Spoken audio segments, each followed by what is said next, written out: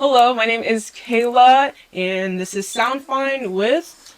Hello, my name is Danny Brown. Thank you so much for having us here. And we just had the first listen of Danny Brown's new album, which is called Stardust. Stardust. Beautiful. And can you tell us a little bit more about the inspiration behind it and what is its overall purpose? I mean, that's what the album is about. It's about finding your purpose. I think a lot of times as musicians and artists, we sometimes forget why we even do this in the first place.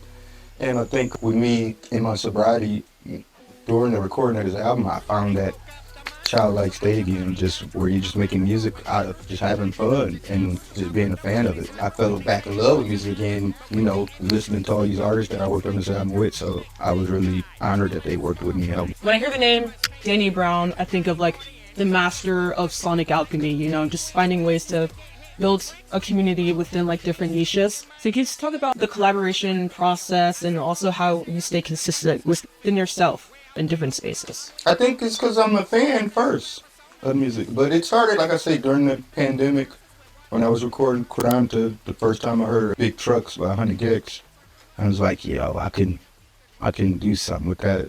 I would like to work with them. And then, time progressed. I went to rehab, and during rehab, that's when the new album had came out. And I would get my phone 30 minutes a day. I listened to that album every day, and then, thank God for the Spotify algorithms. Once I got out, I remember the first day I got out, I was on a plane, and Secondhand Embarrassment by Underscores came on. And I was like, oh, this is dope. I like this. I was kicking it with Dart one day, and he was like, what you listen to? I was like, I was listening to 100 Gex. He's like, man, you should check out Frost Children. And then that opened up a whole new world. Yeah. I remember I was just online, I was just talking about Daria Core and Jane and stuff like that. Because I didn't know Jane was Leroy. I didn't know that, and then I found out that. But then eventually I met Jane and Jesse.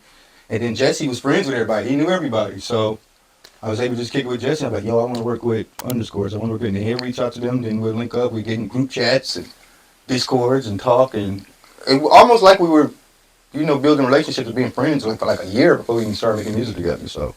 And I'll go to their shows, they'll come to mine whenever we were in town together or something like that, and we were just hanging out. It wasn't no pressure, it wasn't no stress. I was working with people I was fans of, so I was kind of honored. One thing I do love about your work, one of my favorite songs, Best Life, you get a sample from Tommy McGee or the Detroit Emeralds and Fields. You kind of do a little hat tilt to Detroit, Michigan, which is where you're from. Are there any oldies from your hometown that inspires you? I say it would be more from the ghetto tech stuff, if anything. Like the stuff, and just stuff like that Moody Man was doing. And to me, Jack White is my GOAT musician, so. That's my inspirations right there. When this album comes out, is there a particular song that you're ready for people to experience live, or? I mean, I'm always an album guy, to be honest. I feel like with most of my albums, it was always if you heard the previous one, that's what would make the newer one better, if you follow me. More so than just getting it on its own and understanding who I am. I feel like you got to do your homework first. But with this one, I feel like to clean the slate, we're starting brand new. This pretty much, I feel like it's my first album. That's beautiful. If we're going to be honest. But it is. My first album sober, so. Oh, that's beautiful. You know what I'm saying? It is my first album. Yeah. Being pure me. I had to learn how to make music again with being sober. I used to just get, blasted, make stuff. But this was I had to learn how to make music again.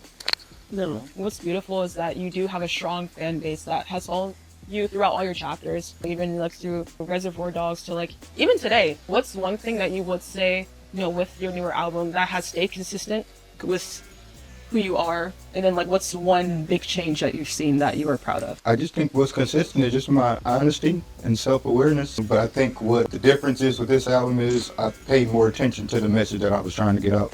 A lot of times you rap and you just want to say cool stuff. You might say some stuff just for shock value purposes or anything like that, but with this album, I just didn't. I think when you're sober, you just think different. I'm more mature. I got you. At 44 years old, I thought you kid a grown man. So I just care more about the message that I'm putting out there. I have a 24-year-old daughter. You know what I'm saying? I'm so grateful to just even hear your laugh and you have such a beautiful optimistic character, and that's again throughout the years? That's just one consistent thing. You're consistent who you are again throughout all the chapters. What is the core of that energy? Where does that come from? I hate to keep saying it, but just being a fan. Just being a fan, I swear to God, just being a fan. But a lot of times, as artists of being a fan, I think sometimes people hear music that they feel like is better than theirs, so they just try to ignore it. If I hear something that I feel like it's better than mine, I just become like just infatuated with it, or almost like obsessed, and I can't stop listening to it and learning and trying to figure out how you try to maybe get inspired by something you did, or maybe try to put it in my way without even you noticing that I kind of jacked your whole swag, you know what I'm saying? And that's like, that transparency definitely lets you grow, as an artist as well. I look at it like skateboarding. You see somebody do a new trick, you're like, oh, I want to learn that trick. But when I do the trick, it's going to look different because I'm taller, maybe, I'm skinnier, I'm going to land a little, it's going to be different when I tap into it, and that's how I look at it. Thank you so much. To Sound Fine, we're with Danny Brown. Yeah. Thank you. Appreciate it. Thank you.